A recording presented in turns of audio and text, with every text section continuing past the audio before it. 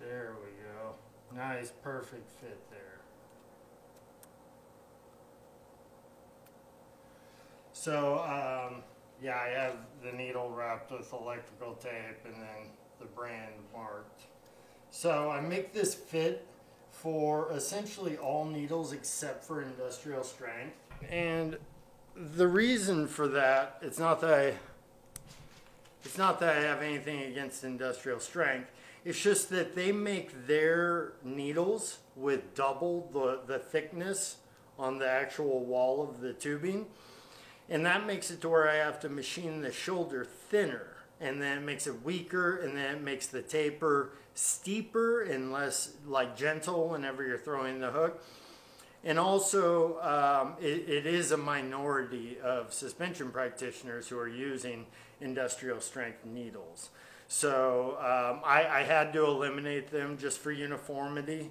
And also, if I made them all fit industrial strength needles, every other needle manufacturer would just be wobbling off of the needle. It would not fit securely.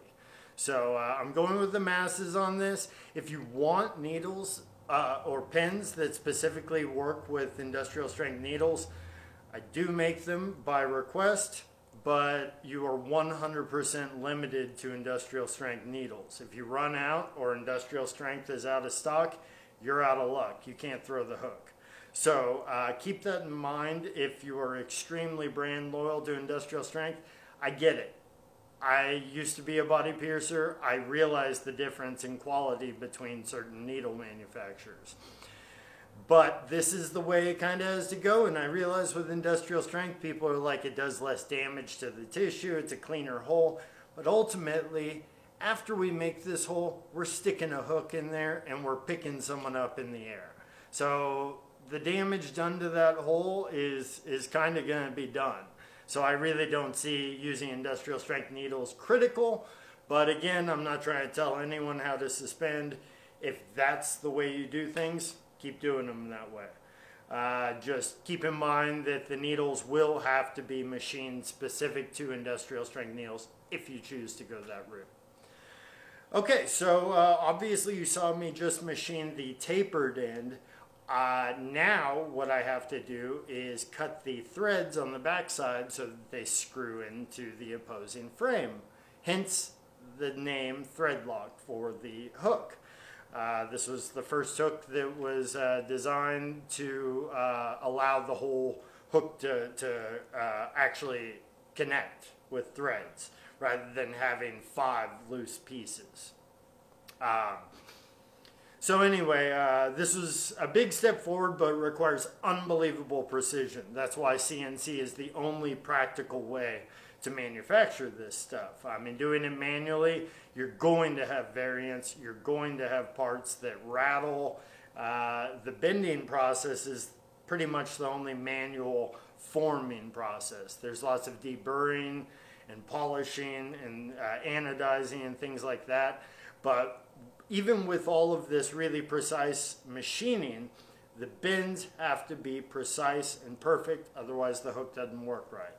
So anyway, there's several more steps remaining to these hooks, but hopefully this has been enlightening, and let's move on to the next step. Okay, so once again, I would have coolant spraying if this were a normal part, but for the sake of video recording this, I will just give it a little spray with the water bottle. So I'll go ahead and pull this piece out, and then we'll load up a fresh one, and you can see how the final threads are cut on the other side of the pin.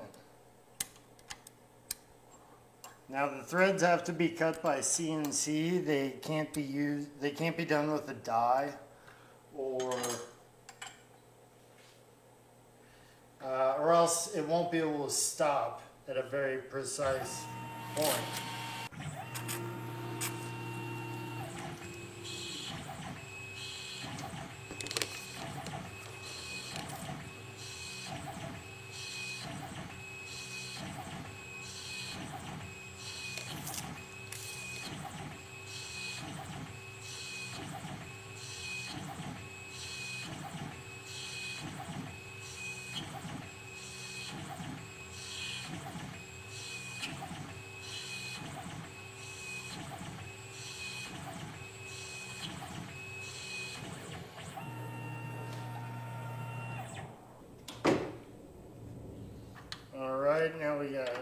trim off the burr that's left by the threading tool.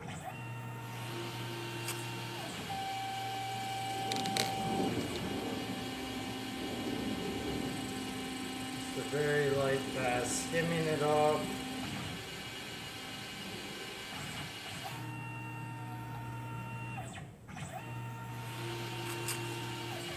Now we're going to cut a little shim first so it's a nice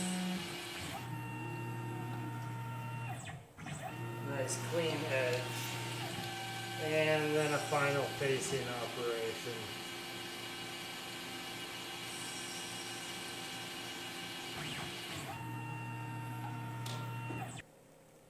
Okay.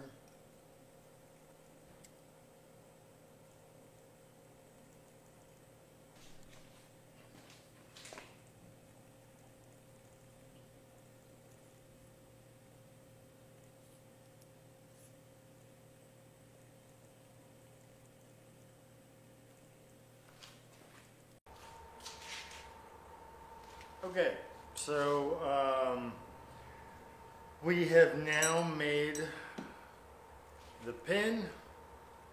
We've done the first few operations of the frames. The final CNC operation will be coming up after this. But first, we got to make bolts.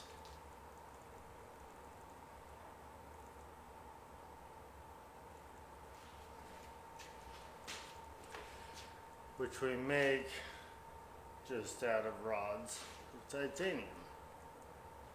So I've already got a part loaded up, and I am going to show you the process. It's kind of loud, it's kind of messy, chips flying, but I'm going to do my best to record it.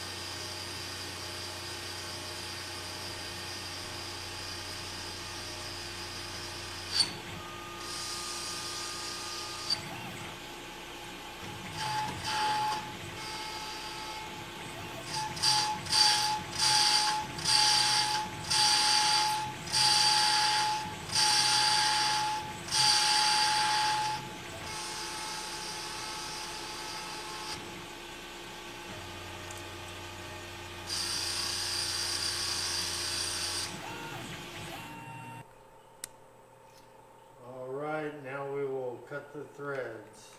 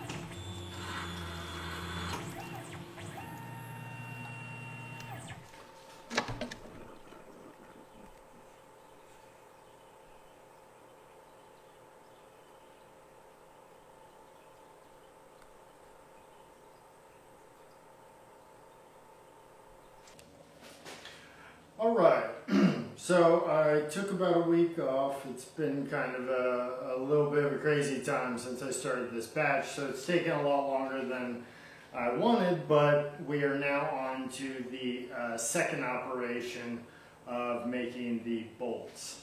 So where we left off, I was cutting off the bolts, and it leaves that nipple there on the end. So you gotta cut that off. You want to be really careful when you're cutting off nipples. I know something about that. So anyway, in order to hold on to this bolt and screw it in very efficiently, we have to apply some jimping around the edges. And that'll give a little bit more grip, and then we'll also machine off the nipple so it's a nice, smooth, flat surface. The final part will look like this. All right, let's go.